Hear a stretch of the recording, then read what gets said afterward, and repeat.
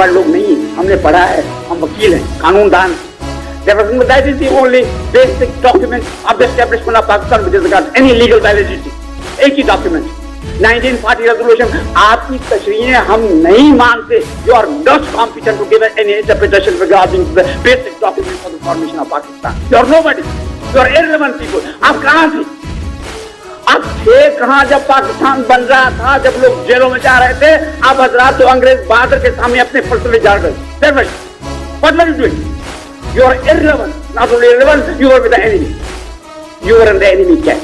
और आप हमें सबक पढ़ाते हैं उन लोगों को जो जेलों में थे। मैं बच्चा था, हम लड़े, हमने जुलूस निकाला, हमने 1946 की इंडियन रिबेलियन जो था मिलिट्री का, नेवी का, हमने जुलूस निकाला था कराची। आप कहाँ थे? What were you doing? All of you general, with the utmost respect, with the greatest humility, आप कहाँ? जन्म एग्रीमेंट यह है कि एक भी आदमी को सिंध के वसाइल पर मुतसर्रफ होने का हक नहीं दिया गया।